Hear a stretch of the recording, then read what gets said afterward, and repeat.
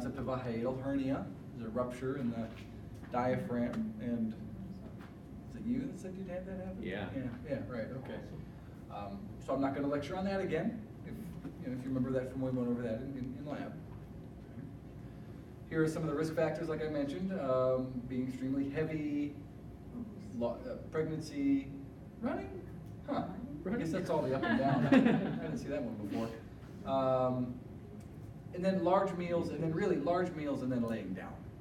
That's the double whammy you don't want to do, because it puts all that pressure on the esophageal hiatus.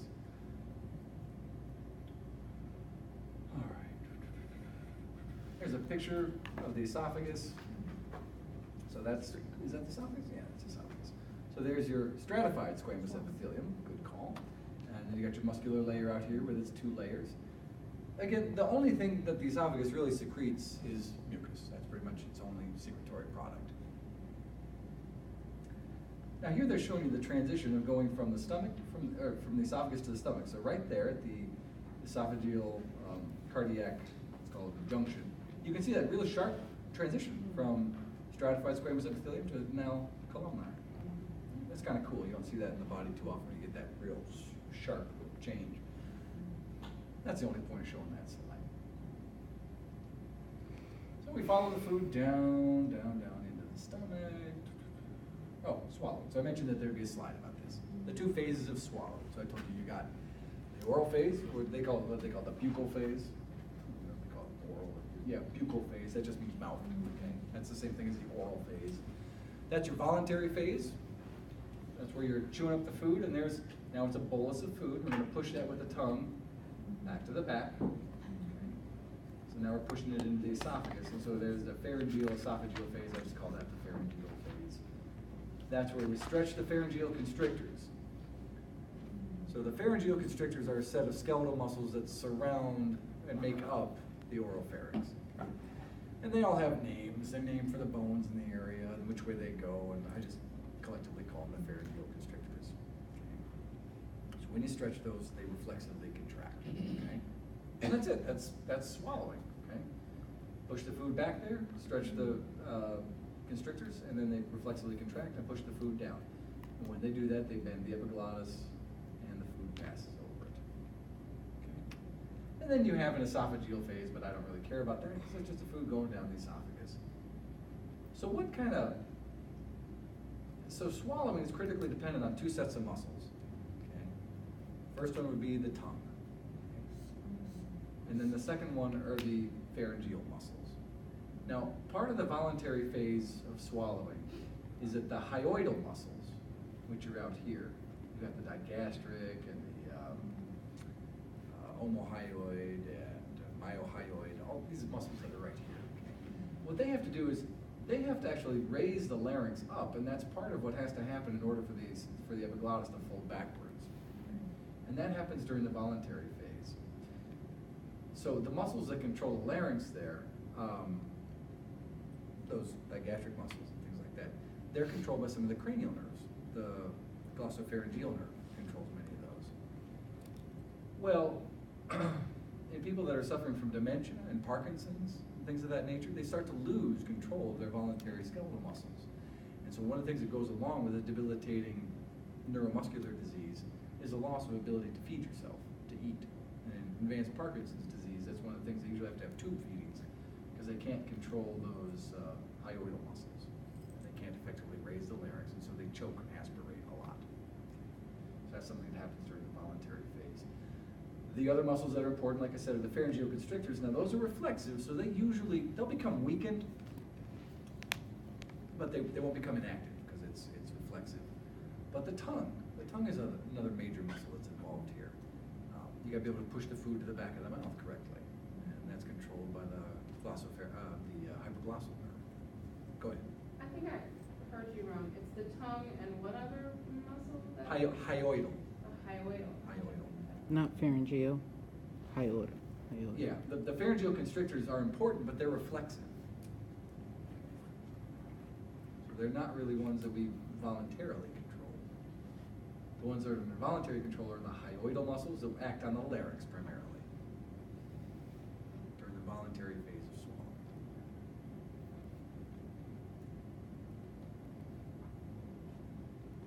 And what happens, if those muscles are very, very weak, then we can't get good closure of the epiglottis, and we tend to choke and aspirate a lot.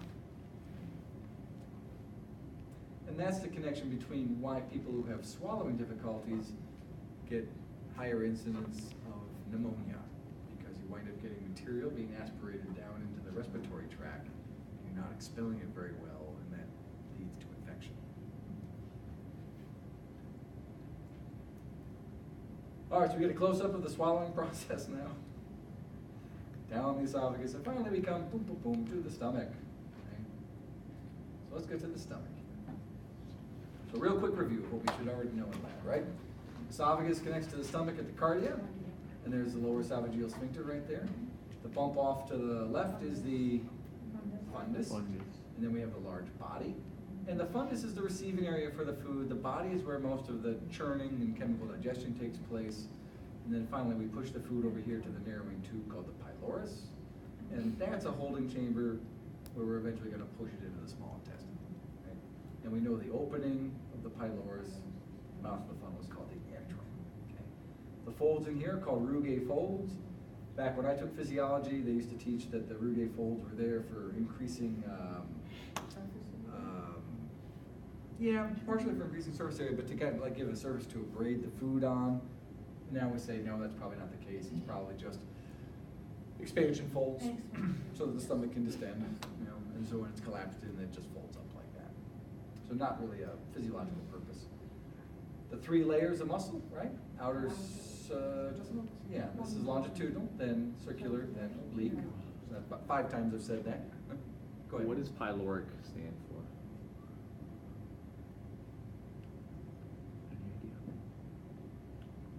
I don't know if I ever looked that one up. End of the stomach. I'm trying to think of another root where I've seen it. Yeah, and I feel like I've seen that word before. Just not Well, I've had an infection with Helicobacter pylori, and it Yeah, causes okay. duodenal ulcers in those, like when. Right. Yeah. So that bacteria likes to colonize the mucosa Yeah. of the stomach. I'm thinking tube, but I'm not sure. We can Google that and find out real quickly. The only other root I can think of, Google. it's like, no, let's see. That's what, I don't know. I'd be guessing. Probably has something to do with tubular or narrowing or something like that. The 2-hour process of digestion, Mm-hmm. is that consumed from lips to where it gets to the pyloric sphincter, or No, the 2 hours, that's the time it spends in the stomach. just in the stomach? Yep. Oh, Yeah. So on average, you nailed it, on average, the food spends about 2 hours in your stomach. It can be as little as 20 minutes, right? And then it can go up to well over 24 hours. But on average, it's about 2 hours that the food spends in the stomach, okay? If you're suffering from what we call a nervous stomach, okay, that might cut down to as little as 20 minutes. Food gets in here and shoots through very, very rapidly. But on average, it's about 2 hours. Now we're going to go over all the secretions that happen in the stomach next time. We'll go over that in some detail. So it literally means gatekeeper. Yeah, the word comes Gatekeeper. from Greek, which means gate guard. So the word is Pylorus, and it's gate guard in Greek. gate guard. No, I can't say I've ever known that before, so I'm good. All right, so gate guard. Well, it makes sense on what it does, right? No, it's guarding the entry into the small intestine. Cool. Is that Latin or Greek? Greek. Said Greek. This is Greek? Yeah. So here's a picture of the actual stomach. So what's it poking through right there? Yeah, this is the diaphragm. So that's the esophageal hiatus that we're looking at, that hole. So here comes the esophagus. There's the cardia, fundus over here. Greater curvature, lesser curvature, body, and then there's the pylorus. So this gets lost in most of the models. The pylorus is much more tubular than it appears on most of the models. Okay? It's much more slender than the rest of the stomach. In a bariatric bypass, guys, what they do is that they'll put a band around this part of the stomach and essentially stop it from expanding so the stomach can't hold very much. Or what they've done now is they just go through and they actually just cut this part off. They cut it completely off and just leave that tube. Okay? And that's extremely effective. Over time, it'll expand again. But that's what bariatric surgery does. more pizza. Here's a nice picture showing us mesentery. So there's the liver, here's the stomach popping out there, and all this. This is greater omentum. All that fat in it there. More pictures, more pictures. We want our blood supply ready. Okay. Last thing we'll do today. So in the stomach and the small intestine, we're gonna talk a little bit. We're gonna have a picture like this in each one. We're gonna talk about what's going on here. So this looks a little bit like our villus model from lab, except this is in the stomach, so we don't have the villi up here. Instead, we have the mucosal surface, and then we have these little protrusions or pits. Well, those are called gastric pits, and they go down into the gastric glands. Now, this is all mucosa. It's all mucosa. There's the muscularis mucosa, so that's the beginning of our mucosa, right? You go below that, you got submucosa. There's the muscularis externa and the adventitia. So this is our columnar lining, epithelial layer, and then down here in the deep gastric pits, we've got a lot going on. So let's list what the stomach secretes. Okay?